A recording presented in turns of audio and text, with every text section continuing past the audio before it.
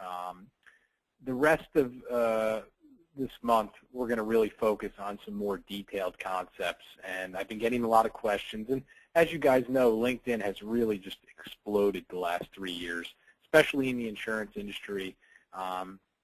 Something like 66% of all business owners have a LinkedIn account. It's just way too much opportunity on here to get in front of people who obviously have money and are potential, potential clients. So what I want to do today is just kind of talk about profile setup, go through the concepts with that. We'll talk about organizing your connections, and then go through the LinkedIn's messaging tools. And again, just kind of a quick overview, whereas within the next few weeks, we're going to do specific webinars on each of these because they really need specific focus. So that being said, the biggest question I always get from insurance agents about LinkedIn is, well, what's really the point of it? How do I use it for my agency? Is there any way I can get referrals from it? I mean, what should I be doing, and how does it work? And I think the best way to break it down is there's 3 sides to LinkedIn. Side 1 is it's a resume.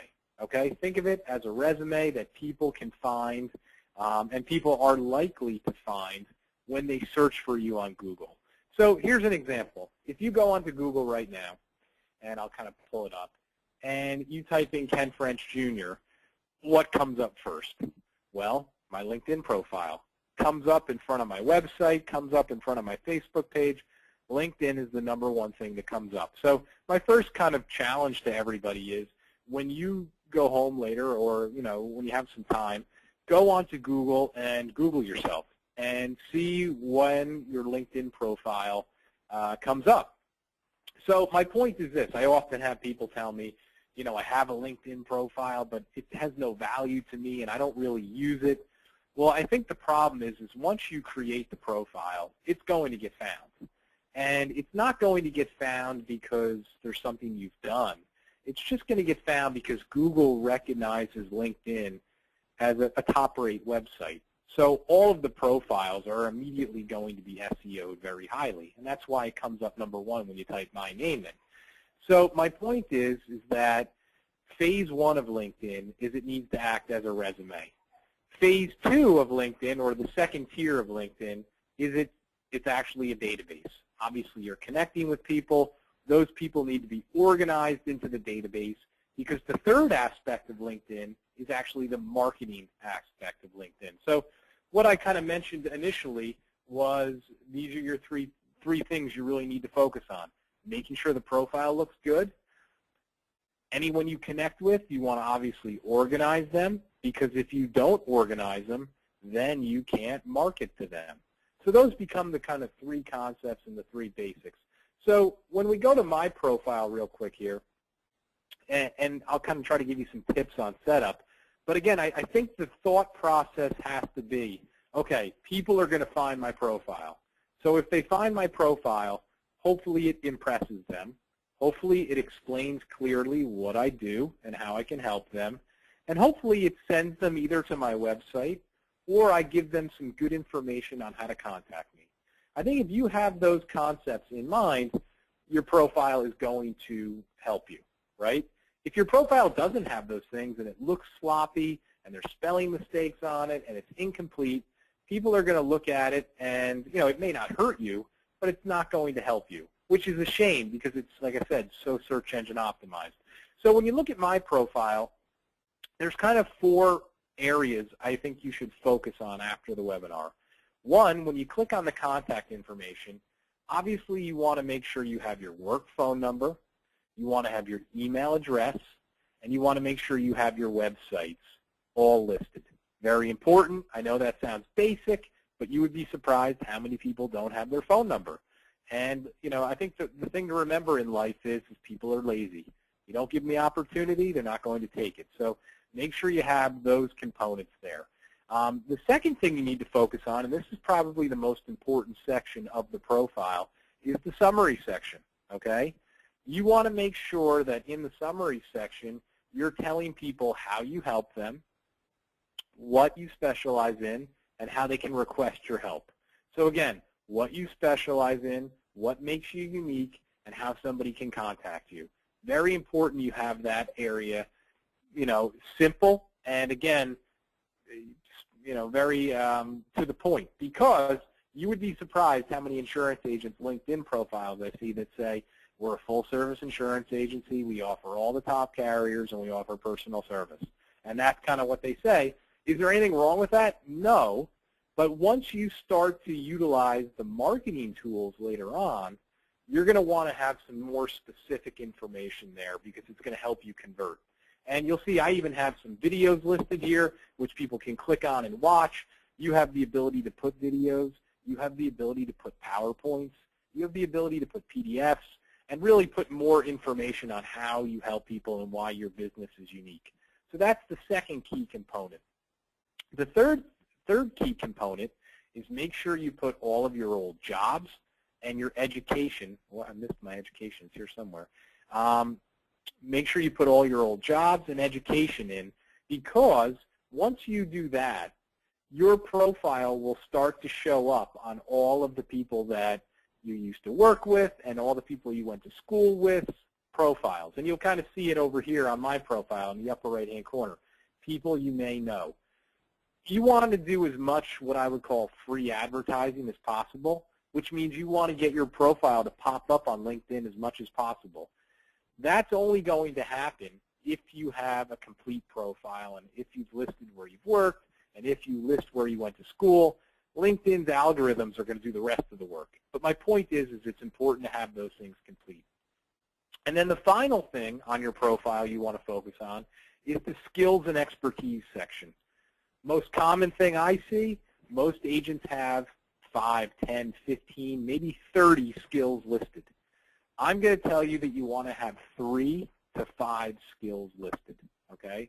And the reason you want to have 3 to 5 skills is because on LinkedIn, people will actually come here and click these and endorse you for the skill, okay? And you'll see on mine, I have social media marketing, insurance, website design, lead generation, and I have what I would call a max, 99 plus on each one. Now, of course, the user can click on website design and, whoop, I clicked on the wrong thing.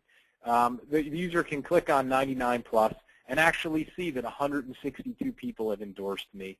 But more importantly, the reason you want to have 3 to 5 skills is because it gives you a higher probability that someone's going to come to your profile, and let me just randomly pull up somebody here. I'll go to another profile. It gives you a higher probability that someone's going to go to your profile and endorse you. And here's a prime example. This guy's got about 30 skills listed. And you can see 84 people endorsed him for annuities, 40 for insurance, and only 3 for mutual funds. Does it mean that he's terrible at employee benefits because only 9 people endorsed him? No. It just means that people came to the profile and, you'll see the little endorse button here. They just never got to employee benefits. They gave up.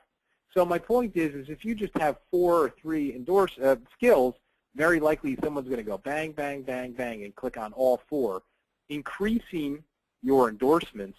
And most importantly, the more endorsements you get, the higher search engine optimized your LinkedIn profile is, and the higher search engine optimized your website is. Because as we've talked about, LinkedIn is actually connected to your website. It's called your social activity ranking. Google is looking for those endorsements. And the more endorsements you have, the higher you rise in the rankings. And this is why so many insurance agents, they create a website, they think that immediately they're going to get on page 1, and they're not doing the little things like this to obviously, increase their SEO. So that's the important aspect of setting up the profile. The next section I talked about was connecting with people. Most common question I get, Ken, I get tons of people every day asking me to connect with them on LinkedIn. Some people are clients. Some people are family. Some people are competitors. What should I do? Should I connect with all of them? Should I connect with none of them? I don't know how this works. So as I mentioned, next week we're going to talk specifically about connecting. We're going to talk about how to organize your connections and how to come up with a strategy with that. But my quick kind of overview today is you want to connect with everybody, okay? And again, LinkedIn is a database. And what that means is that you have to organize it. You have to work with the database. And, if we kind of go to my connections here, I'll click on connections. I'm connected with a few thousand people. But everyone I'm connected with, I'm organizing them. I'm putting them in folders. And this gives me the ability to quickly send them a message, to market to them, to see their profile. And again, I've been utilizing that for 7, 8 years. It's how I've been able to go national without ever having to leave my office, without having to spend tons of money on marketing and mailers. LinkedIn has allowed me to super target market, specific targets, message them, and get results. It all starts with connecting with the people. You see what I'm saying? And I see it so many times where an agent says, I'm not getting any results, and they got 25 connections. You have to look at it more like a connection is getting a phone number. A connection is getting an email address. That's the first part of it. The second part of it is organizing them into into folders. And then the third part of it is having the ability to come in here, click on all connections, click on tag. That's where you organize them. If you put a tag, you'll see I have all sorts of folders. So let's say I want to just go into my friends folder, right? It pulls up, again, I only have 2 on here, but it pulls up those 2. I click message, and I can easily send out, a message to those people in the friends folder.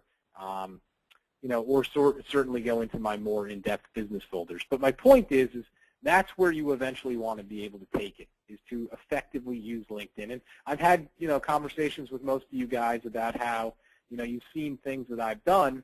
You've gone and tried to replicate them, and it took you 3 hours, where it took me 3 minutes.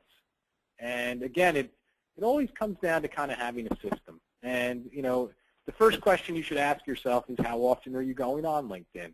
Are you going on once a day, once an hour, once a week, once a month? I probably go on 5 times a day, and I probably spend 30 seconds on those 5 logins. And in those 30 seconds, so let's say maybe 3 to 5 minutes a day I'm spending on there, but those 3 to 5 minutes are not fooling around. I'm going in, I'm organizing new people I've connected with, I'm sending introductory, basically every person I ever connect with, I have a pre-written message that I just copy and paste that says, hey, thanks for connecting with me. This is what I do. This is how I can help people. This is how you can get in touch with me. And it just creates what I call a social media system where, I'm always staying organized. I'm always staying on top of these things, but I'm touching people very efficiently for free. And again, the whole reason LinkedIn has any validity to any of us is that, 191 million Americans are using it. Once that stops, it becomes garbage. But right now, it's still growing. And that's why we obviously have to focus on it. But I think at the bare minimum, the thing you can take away today is go on to Google, type in your name, see where your LinkedIn profile comes up. It may surprise you. I'm pretty sure it'll be on the first page. And I think that alone is a good reason to go in and to just make sure that your profile looks like a resume. It's set up nicely. If someone does find it, it's not going to hurt you. It's going to tell people your story, how you can help them, why you're better than the next guy, and maybe not why you're better, but why you're unique, what you specialize in. And I think that alone is a good thing to do. There's no reason from a business 101 standpoint you wouldn't do that. All right, guys, so next week we're going to focus more on adding connections, what you should be doing with that. I'm going to really break it down from a technical standpoint and go through that stuff and get everyone really focused on getting this stuff done. Appreciate your time. I'll talk to everyone next week. Thanks again. Bye-bye.